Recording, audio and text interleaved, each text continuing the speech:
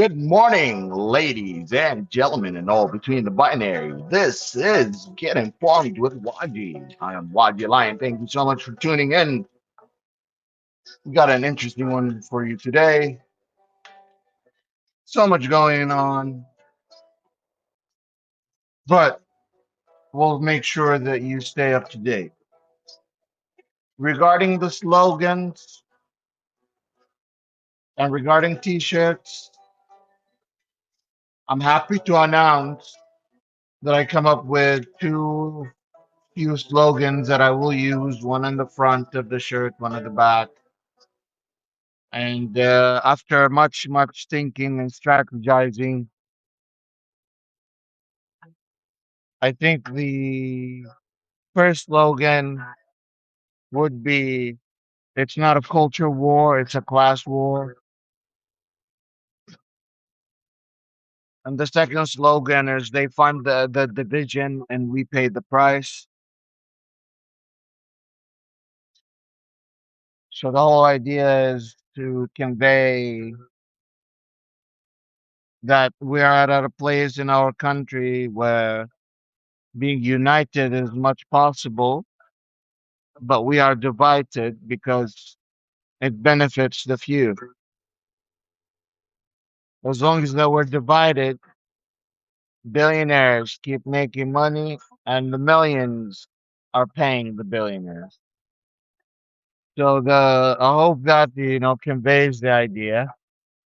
We'll see if we can make a design that can go with it and brings that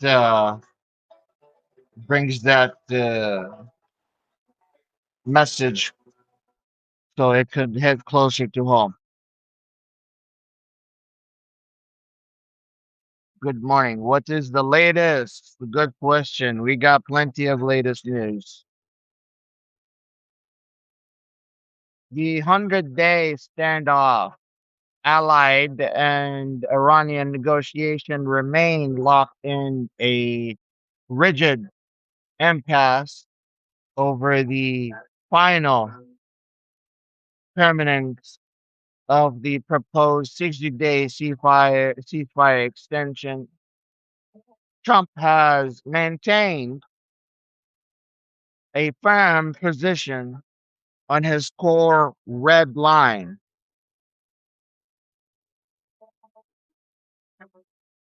retaining to intermediators that any signed memorandum of understanding remains contingent upon the immediate, viable extraction and destruction of Iranian highly enriched uranium stockpiles under the joint IEA allied supervision.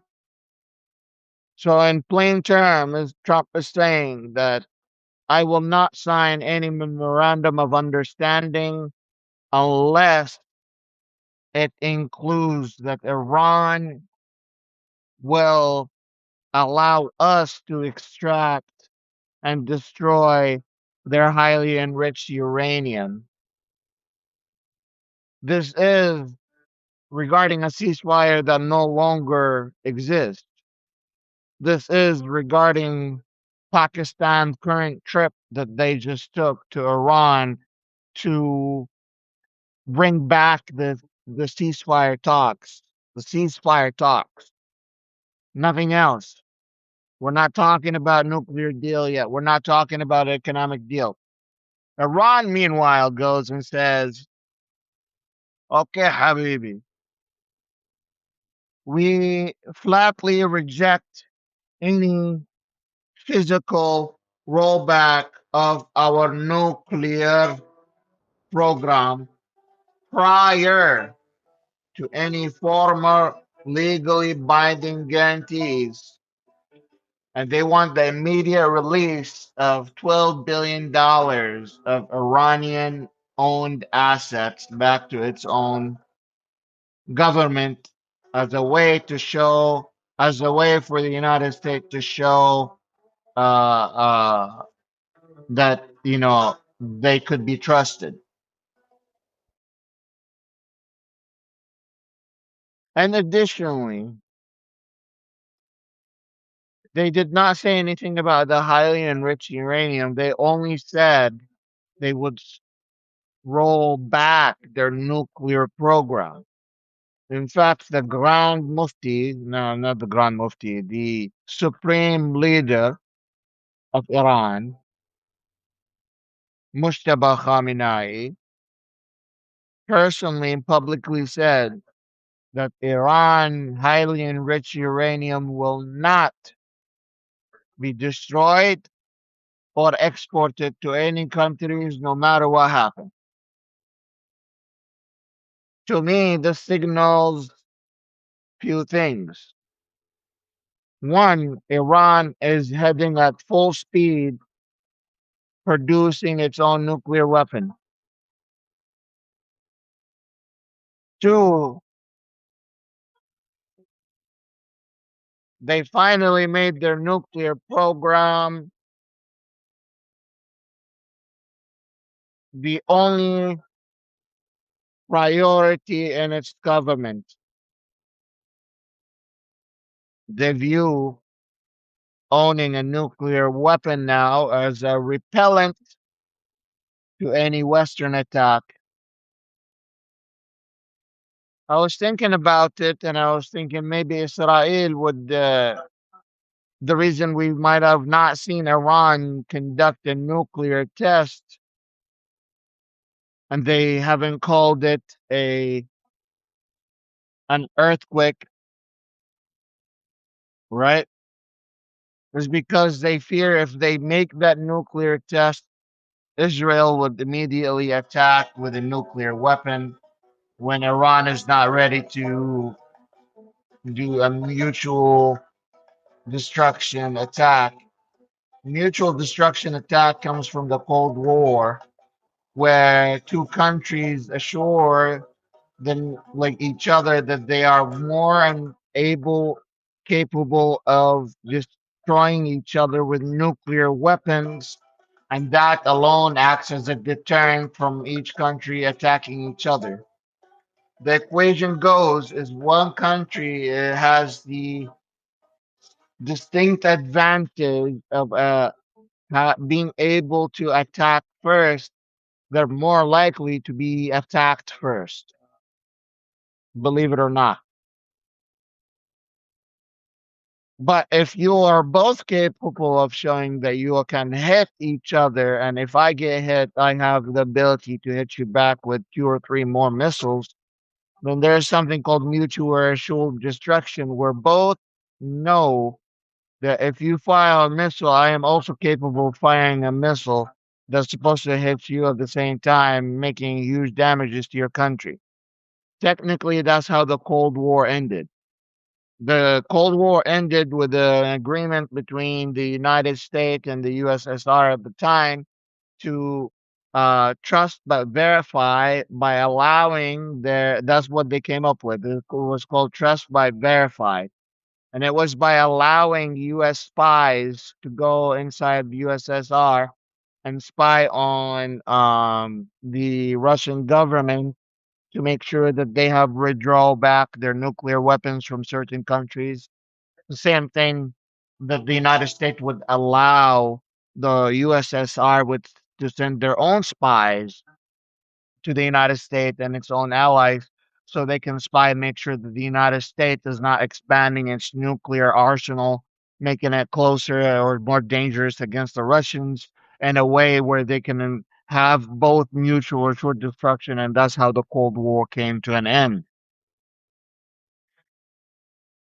Don't forget that because Russia was able to place a nuclear weapon in Cuba, we had the whole crisis, Cuban Missile Crisis, happen because all of a sudden a nuclear weapon that's owned by the USSR is so close to the United States that it breaks that mutual assured destruction.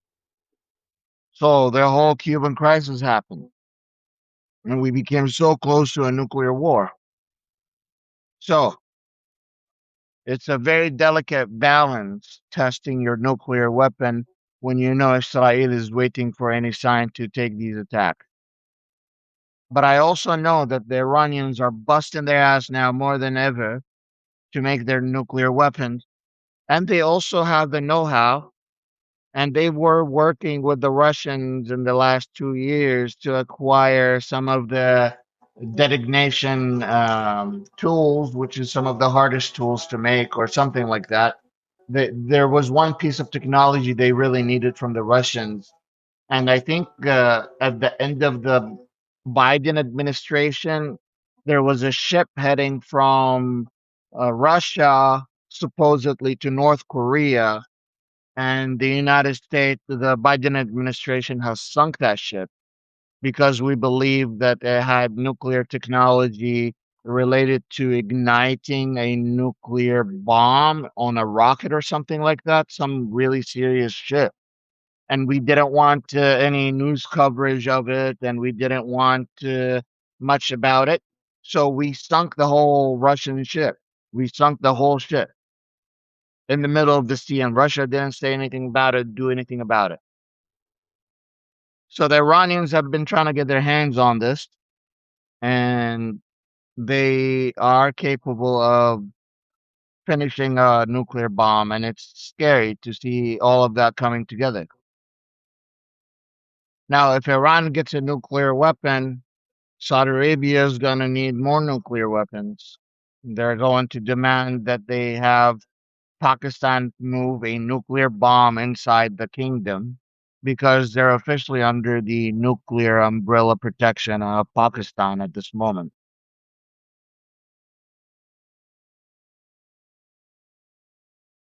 Has there been any official response from the United States in regards to Israel attacks in Lebanon, particularly regarding the killing of the Lebanese general? No.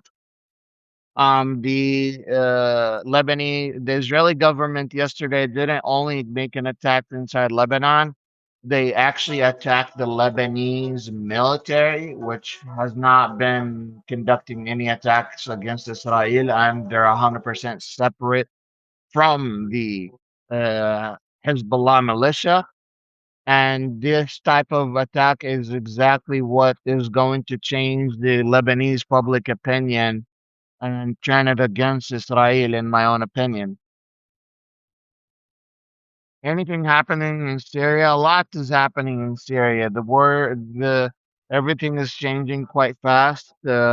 We don't have a new constitution that is comprehensive yet. We do see that the Julani military, I like to call him by his extremist Al Qaeda ISIS name instead of his current civilian name. The current president of Syria, Ahmed al Julani, his military has been going out of their way and attacking minorities, whether they're like religious minority or ethnic minorities in Syria, and that's not making it any better. But he is still viewed largely by a lot of Syrians as the hero that has freed them from the previous dictator Bashar al-Assad and his father Hafez al-Assad and the family. But my biggest fear is that we are moving from one tyranny to another. Supposedly Ahmad al-Shara or al-Julani was supposed to be a temporary president, and for you know a transit government that will move to a more democratic field. But I don't see that happening given the history of the Middle East.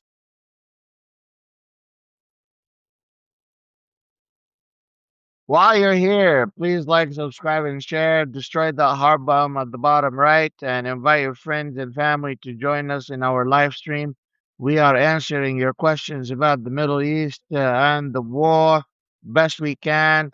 If you have any questions, please go to my channel chat right away and you'll find ask your questions here. Please click on that thread and drop your question there so I could catch all of your questions and answer them one by one. Um, we are still trying to schedule that Zoom call. I'm still waiting to hear back from Mama Kay. She's probably been very busy with her personal life. But if someone else has a an upgraded Zoom and wanted to volunteer, let me know. We could probably work something out for the rest of the community to do this Zoom meeting. A lot of people want to do this grassroots organizing and want to do meet one another and work together. And let's make that happen.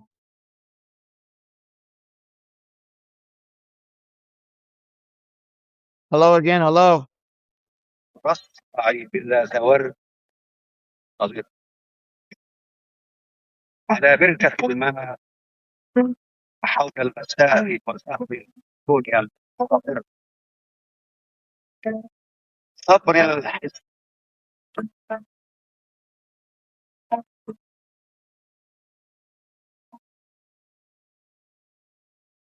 I'm not finding any more questions. I'll wait for you guys to ask your questions.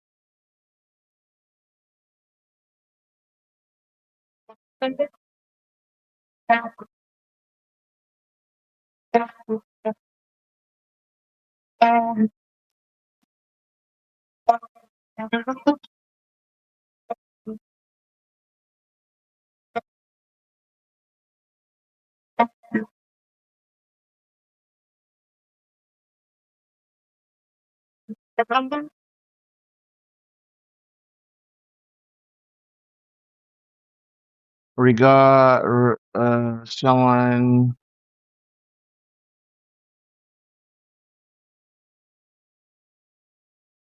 can we talk about the role of Saudi women and the girls in someday?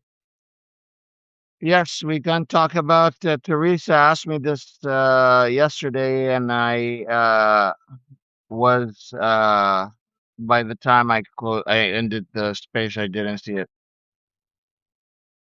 So society in the Gulf states are very much segregated between men and women. Historically, thousands of years ago, women and in the Middle East in particular were the leaders. But after the Greeks uh, took over, and the Romans, there was a shift in that at some point in a few thousand years back. And that started to change and it played effect into the Arabian Peninsula. Before Islam, men were able to marry multiple wives up to a few dozen at a time sometimes. And they would treat wives as a commodity before Islam was a religion. Islam thought it was doing, and it was doing back at the time, big difference and changes, where it said you're not allowed to marry more than four wives, and you're not allowed to share them or use them as a trade commodity with other people. Um, but it definitely made a lot of openings for Muslims to own slave women, and it gave men the permission to have sexual relationship outside of their marital marriage out of marital relations is with a slave woman or a slave man. So, owning slave was quite common between Muslims until 1974. In fact, some Arabic and Muslim countries still have open slavery, like Libya at the moment. They have open slavery market. The last open slavery market in Arabia was in 1974, and that was uh, with a lot of you know uh, pressure from Western countries. A lot of that type of culture still applies. So we still have a servitude type of culture in the Middle East.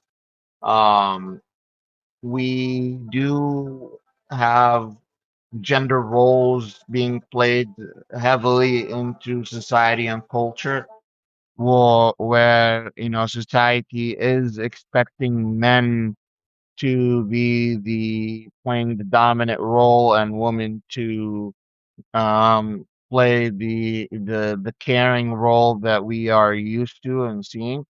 I often joke around a lot and say there's a lot in common between the Bedouins, the us Bedouins of Arabia and the rednecks of America in terms of what we like to have in common. And one of those things is the few of those things is they both love their guns.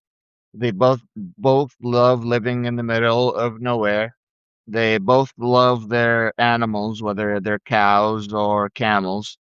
And they both are misogynistic to some extent, and they're both very religiously conservative. So think about it, they have way more in common than they have differences. And I've seen more rednecks and Bedouins get along than you'd think. Um, and I have many of my Bedouin friends when they come to the United States. They go to Manhattan, Kansas. They start wearing the cowboy hat and wearing the cowboy boots and riding the trucks and going to the barn with their friends. I've seen it all. And so the whole culture overlap is there. We just happen to be a little bit, not a little bit. We just happen to be way more conservative than what we have here in the United States. In fact, when I first came from Saudi Arabia to the United States, my first 2 years were in Columbia, Missouri, but then my next 11 years were in Manhattan, Kansas, in one of the most conservative places in the United States. And to me, that was one of the most liberal things I have ever experienced in my life, being introduced to the United States.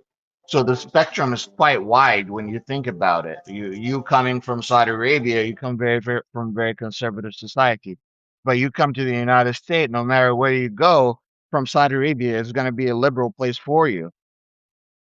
So I went to Manhattan, Kansas. It was still a liberal place for me, and it was like a very wide opening place to be at. And I got to meet a lot of conservatives, and that's how I got to know the mindset of the American conservative society. Uh, but back to gender roles and who plays what.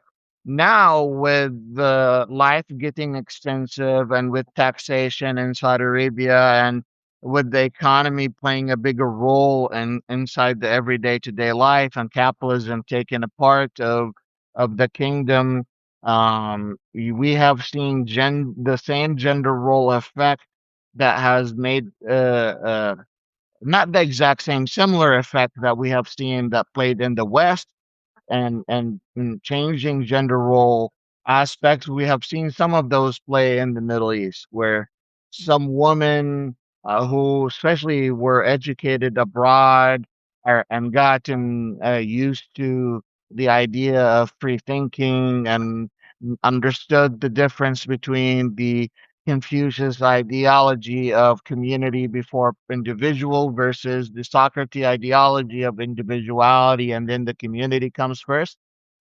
Once you start understanding the differences, a lot of people start building their individuality first, and then they wanted to build their community first, or wanted to take some aspects of focusing more on their individuality. And that also played the difference in how that affected the gender roles in the kingdom. So in the last 50, 60 years, I would say women job market has steadily been growing. Recently, it has decayed a little bit because of the market situation. But women in the Arabian Peninsula are more educated than men. In fact, they usually get better grades than men. and they also face the same or worse than Western work discrimination, where they don't get paid the same. They don't get the same opportunity at the job market. Men are way more privileged and way more likely to get certain positions. And women have to prove themselves every single part of the way.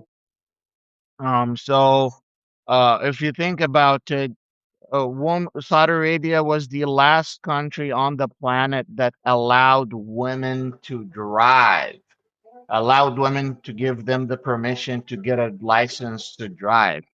And Dujain al Hadlul, a Saudi feminist who got arrested for driving, was still in political prison after the crown prince came out and changed the Saudi laws and allowed women to drive.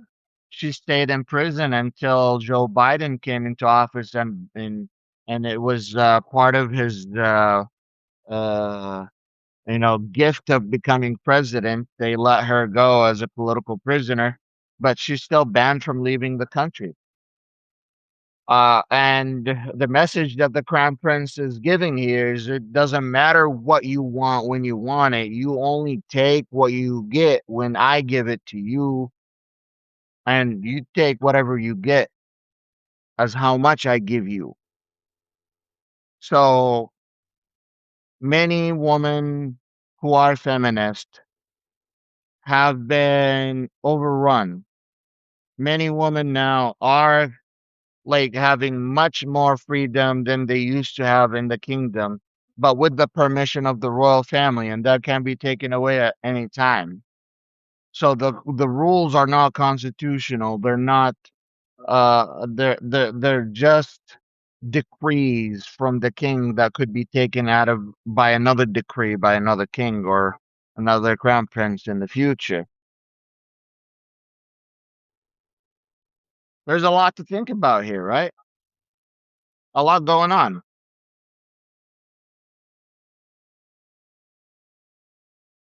So is Saudi Arabia becoming more modern, or is it just adapting?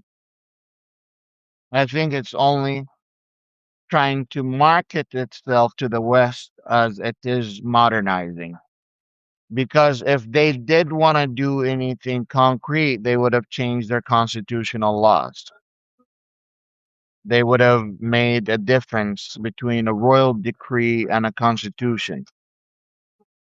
And they have not built that yet. That's why many businesses still fear going all in inside the kingdom, is because the Saudi government for the last 30, 40, 50 years have been going behind on its business laws.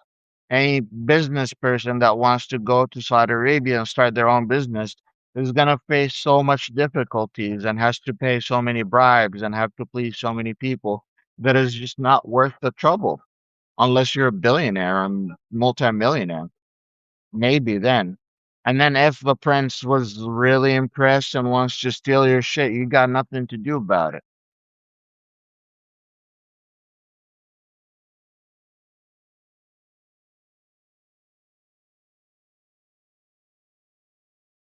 Is Israel so Israel now attacking Beirut? Is Iran going to respond? I assume they will respond, yes. Is the Israeli-Iran war going to get hot again? I believe so. It never stopped. I've told you guys this war is gonna happen for at least few more months. At least few more months.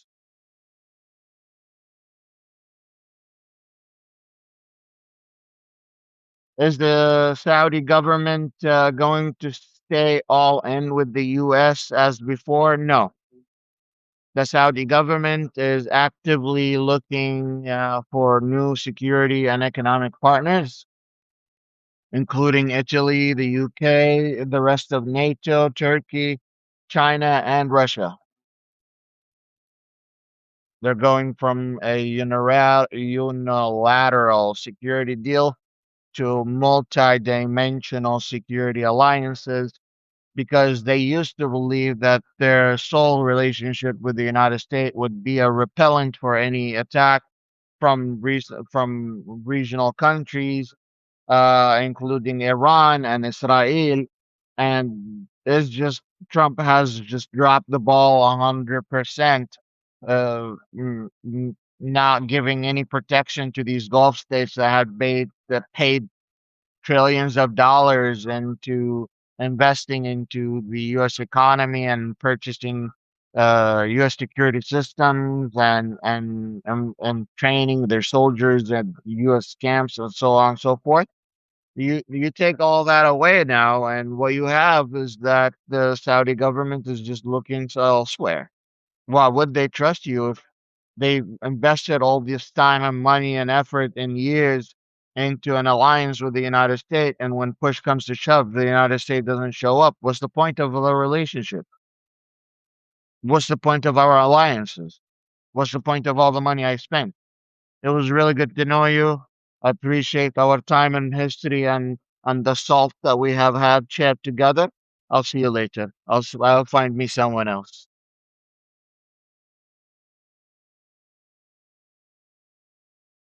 They won't slam the door on the United States face. They'll just shut it very slowly in a way you don't notice. Small decisions made at an incremental day at a time in a way that you don't even notice. It just happens.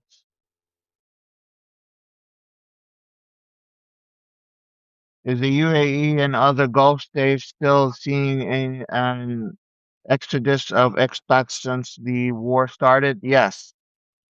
Do you the rich is leaving. The multimillionaire, the middle class is all leaving. The Some people are staying, and the workers class or the modern slavery, they just don't have the means to leave, so they're stuck there. But everyone else that is capable, everyone that was complaining about their taxes in their own countries, made the first phone call to their own home country. Like those people that were complaining about taxes in Europe, those people that were complaining about taxes in the United States, were the first to raise the phone. Oh, America, Habibi, Europe, Baba, come pick me up. Yes, I'm in so much trouble. There's war happening. Yeah, could you come pick me up? They're the first people that the United States comes and picks them up. The Europe comes, picks them up. And the rest from the third world countries are staying there because they can't afford it. How are they going to leave?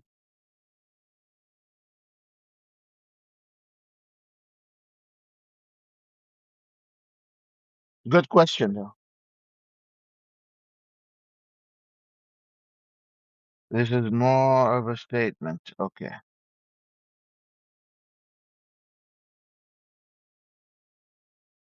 How close do you feel the U.S. is to having subjects and not citizens, where inside do not exist? I mean, you're a few steps away. Someone's asking how far away from becoming subjects rather than citizens and lose our, democratic rights. I mean, the path of losing freedom is not long. That just takes a lot of convincing. Germany's gone through it.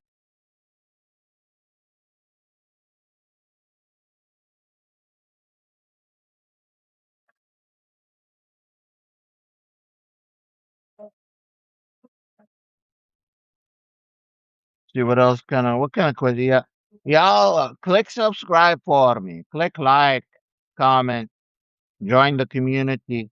We are a very good, loving community.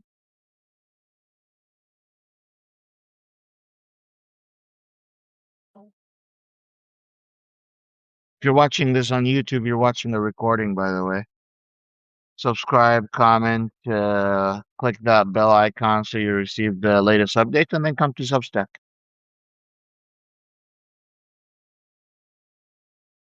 Saudi Arabia and Gulf states are showing so much more maturity. Well, they're royal governments. Of course, they have to show maturity. They have to show prestige. They have to show, that they don't fall for anything right away. They plan for things in terms of decades and centuries rather than planning things in terms of 4 to 8 year terms.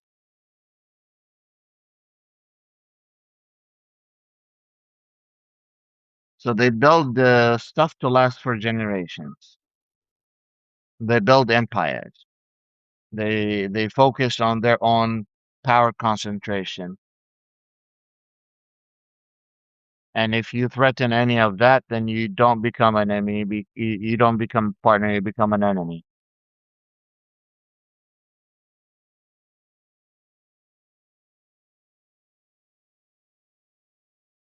By the way, our merch is still going. Our Pride merch in particular is out. Our mugs are out and about. We have different sizes of mugs and different colors. And our regular shirts maybe have 1 or 2 days left. So make sure you grab your hands, put your hands on some of them.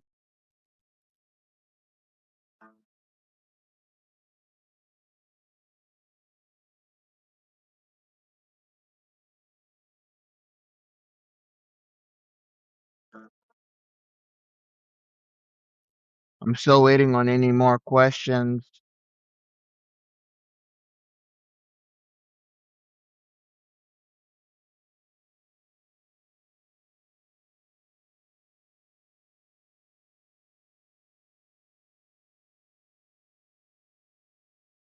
There you go. There's another question.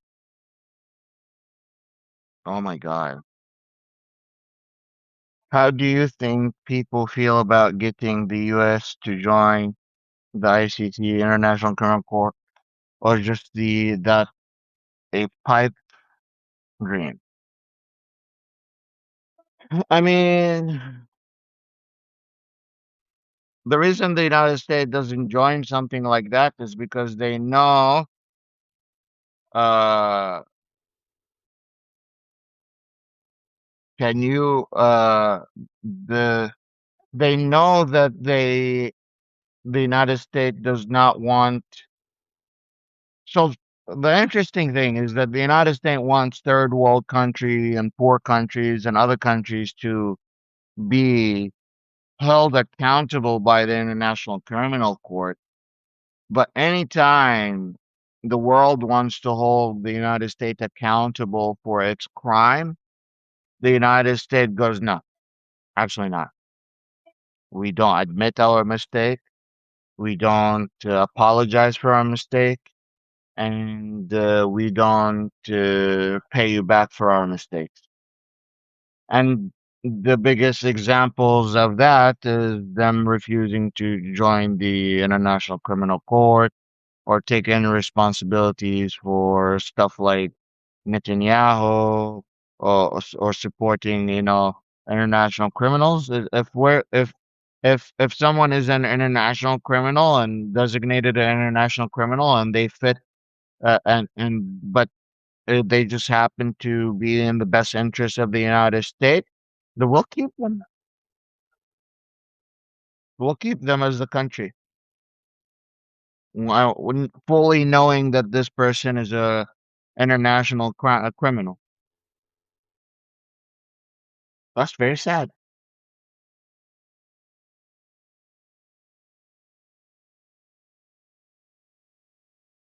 That's just the reality. Can you make stickers? I'm still looking for someone to make stickers.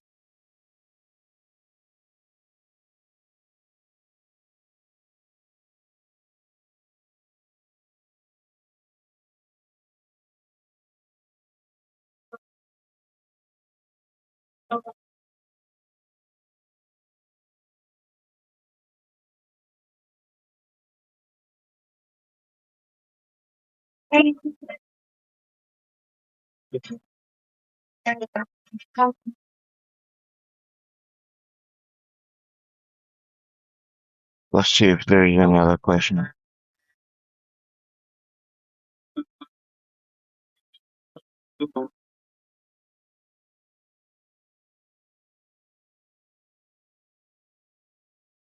Has anyone volunteered to be a Zoom host yet? Not yet. Mama K in the past has, but I'm assuming she has like some very busy schedule or personal family stuff, and we want to be respectful of her privacy and time.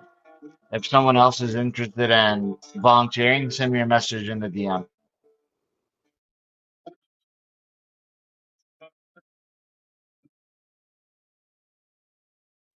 What preventions am I stocking up on? Just the basic stuff: food, water, toilet paper.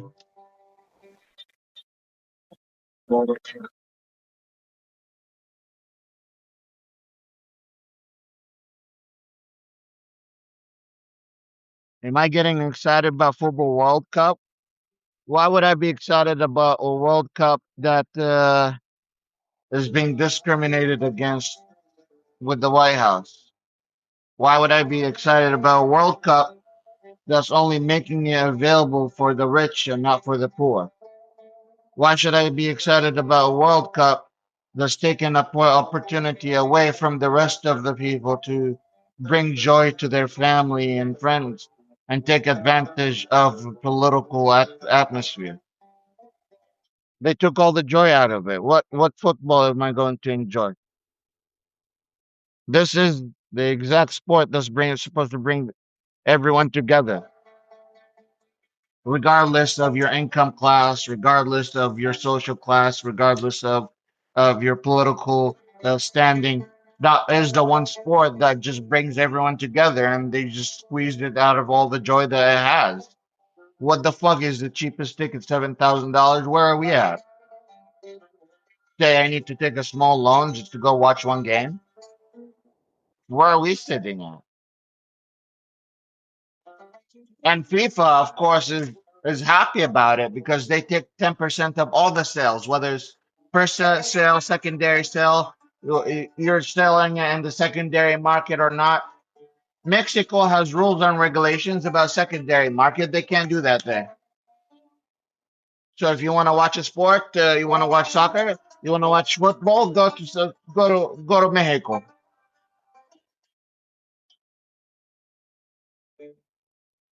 Like what is going on here? You're squeezing all the joy from the people. And then what kind of American hospitality is this? You show your humanity during a soccer game regardless of war. We're saying the Iranians can come and play just for the day of the game and then they can leave the same day. Is it- You're treating those Iranian players as if they're spies, clandestine Iranian. What are you? You're talking about football players. They're not even sex workers. There's nothing wrong with sex work. I'm just saying, like, goddamn, they're not here to sabotage the U.S. economy or sabotage any political leadership. They're here to represent their country, play the game that they've been playing all their life, and go back home.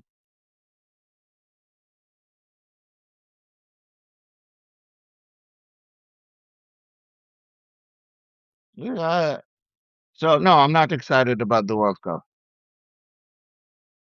I'm not excited about it at all. I used to be, but like when you look at something like that, and the first thing you remember, oh yeah, no one can afford to go to the game. Oh yeah, we're taking advantage of people. Oh yeah, people life savings is going to go to trash. In addition, they're going to take loans just so they can support their native team.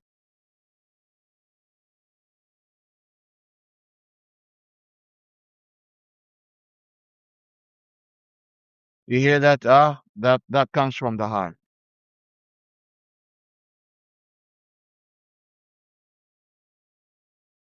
Russia drone hit nuclear fuel storage. I saw that.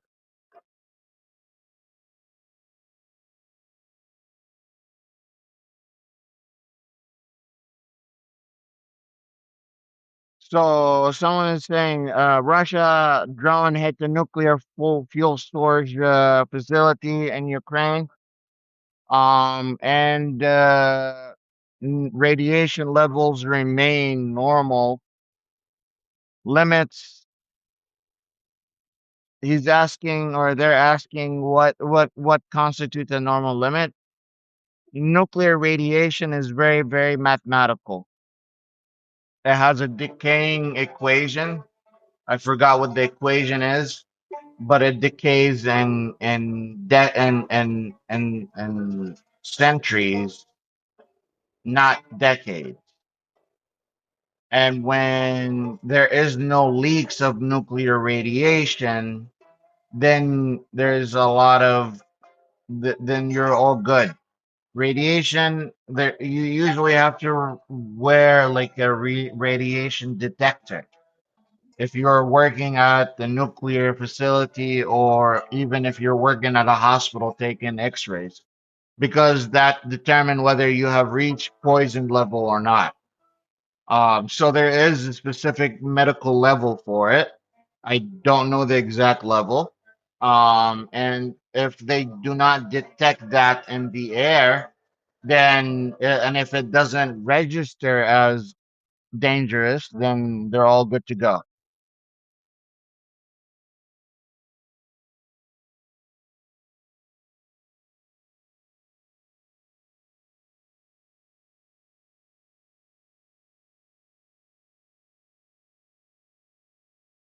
Can you explain how Trump relationship with Putin and Xi works? He's an admirer. Trump is an admirer of Putin and Xi, and I feel like I don't know. We don't talk about it much because it's been a while. But 6 years ago or 8 years ago, in Trump first administration, we learned that Russia has tapes on Trump's sexual activities and Trump's and Moscow. And the joke was is there was some water sports involved and some other disgusting kinky shit involved. And Russia has been holding that on Trump, but no one talks about that anymore because there's a lot of other shit that's been happening. But I don't know if you remember, but I feel like Russia has a lot of things on Trump. And Malcolm Nance has said, find you someone that loves Putin's ass as much as Trump loves Putin's ass. Uh, that's just the reality of the situation. She, we are dependent on Chinese products. Most of our products come from China and Japan and Korea and Europe, but majority of them comes from China. And majority of these countries that we deal with also gets majority of their product from China. In addition, China makes 90% of the world most important minerals. So the lithium batteries, the other chemicals that we're dependent on an everyday basis, China has a monopoly over the market. And in addition, the United States no longer has the ability to militarily protect Taiwan. So the Southeast China Sea is no longer under the American protection. So Trump is literally walking around begging Xi for economic trade, and Xi basically gave him the cold shoulder treatment when he visited China. That's the reality of the situation. Trump brought Elon Musk and some of the biggest uh, businessmen with him in hopes that it would encourage American Chinese trade, but it didn't do shit. It did not do shit.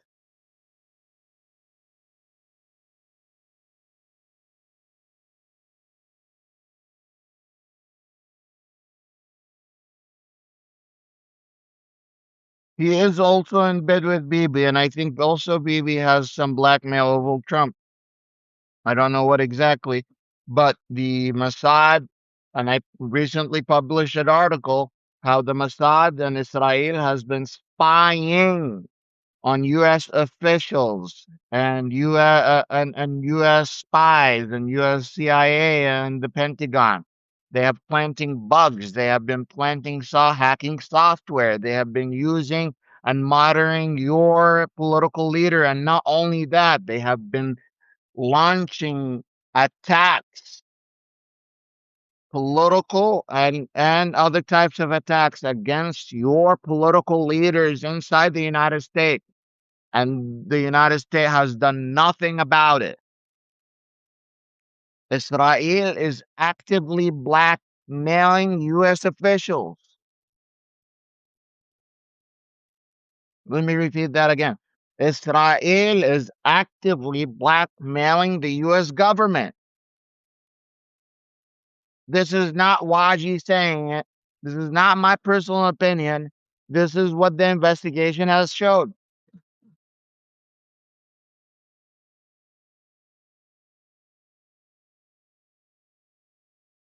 Did you know that?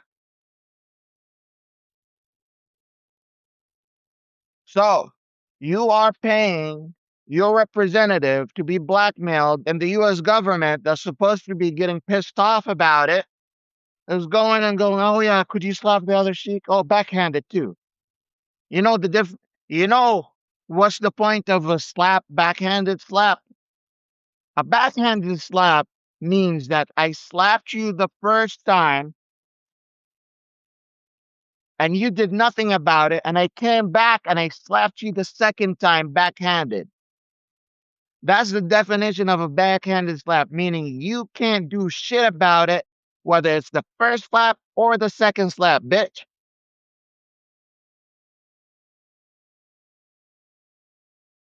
That's us. We're getting the backhanded slap.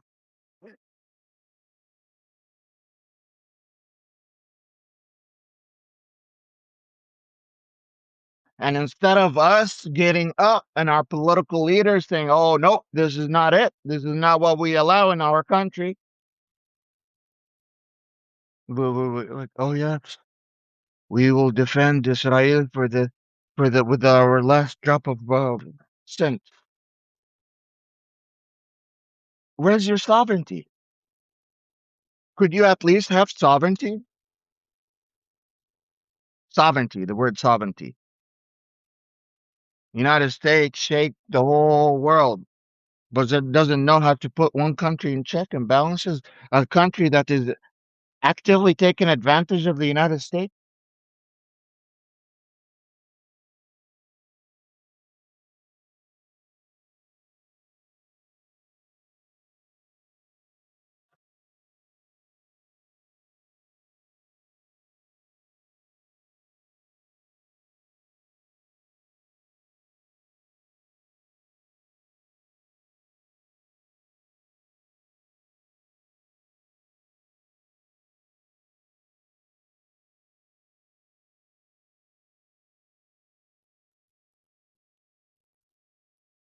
You're asking me to talk about this Susan Island. I need to research it. I'm not an expert on it. I apologize.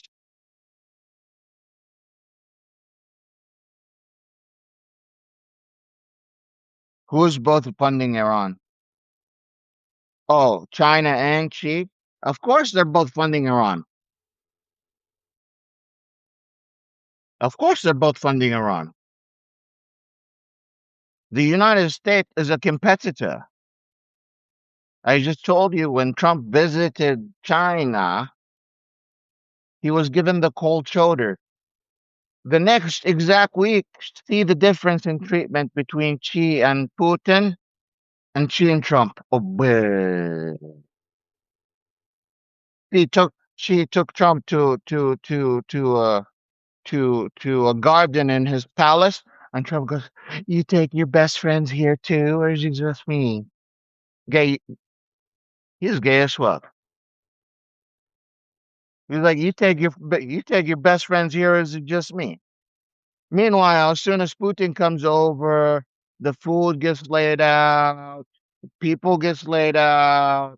He stays there for longer. He gets extra entertainment. She gives him extra kisses. He gets the extra love hug. Trump gets the cold shoulder. That's all he gets. And children waving the flag. You know, there was some undertone message with the children waving the flag at our supreme president. God bless his soul, our king and only king.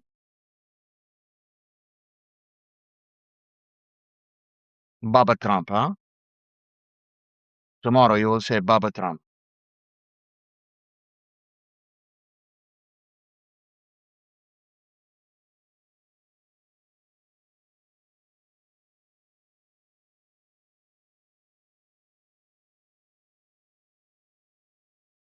Um, the DHS funding.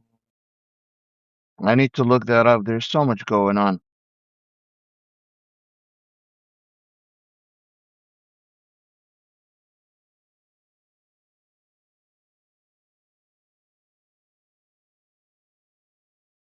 That was back in 2025, October of 2025, when Republican money for DHS to keep up the domestic abuse. I'm not sure about that. Could you give me more detail?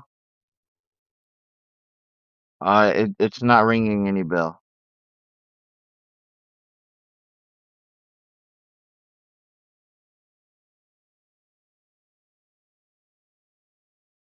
I want you to know that this live was not listed. It was not showing up. I hadn't to go to your live feed. Yeah, we're talking about sensitive issues. We're talking about the Middle East. Not everyone wants to support this type of free subject.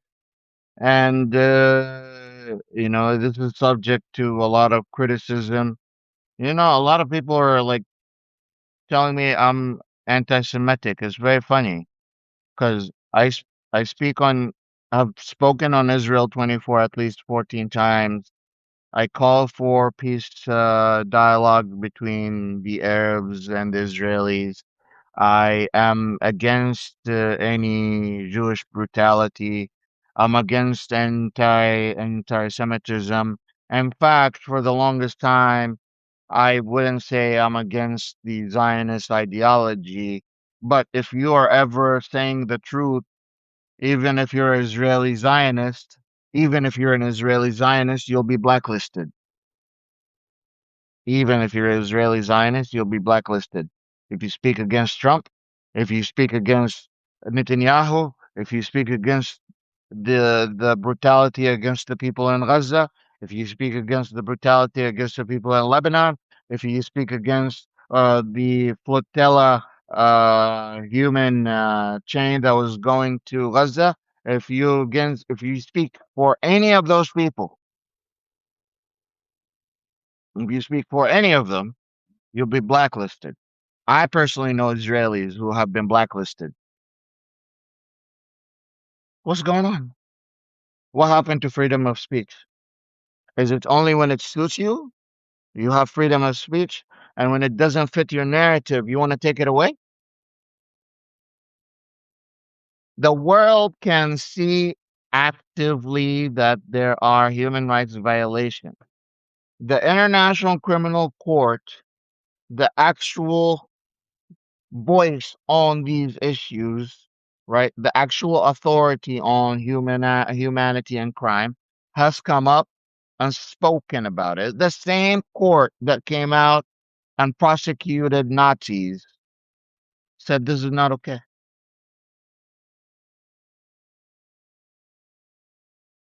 Why am I the one being attacked?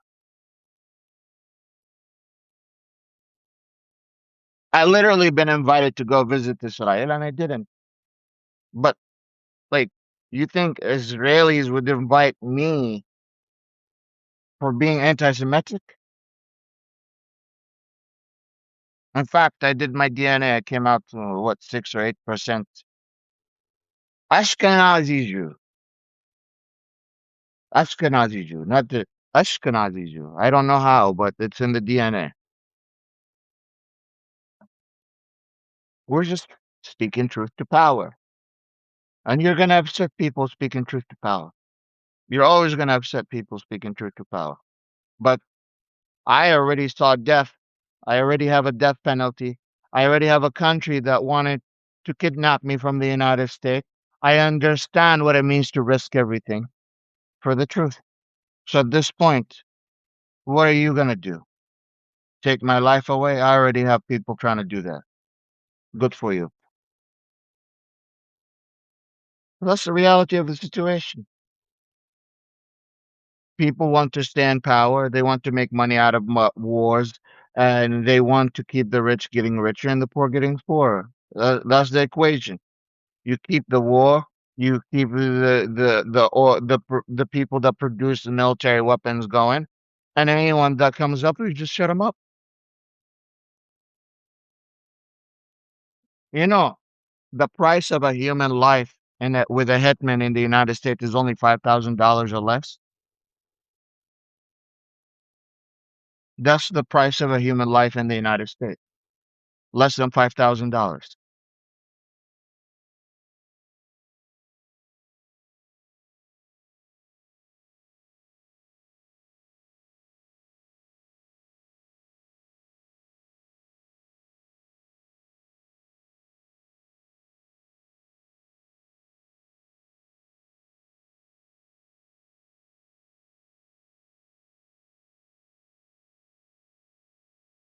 You're talking about Khan, the Pakistan leader?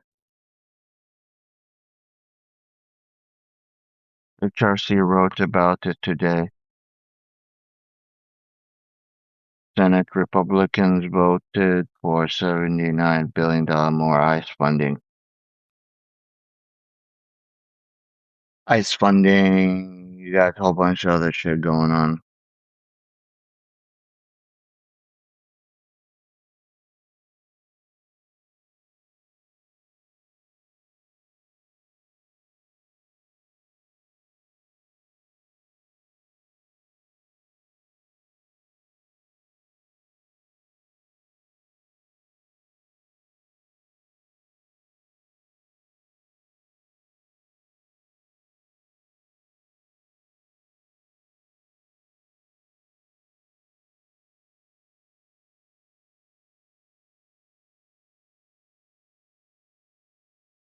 Khan Ahmad Karim Ahmad Khan case, he is the prosecutor of the International Criminal Court, having assumed office in 2021 to lead investigations into international crimes. He recently returned to his duties following a temporary leave of absence during the United Nations investigation into allegations of sexual misconduct, which he has denied. I don't know why he's still in there, though. That's not okay.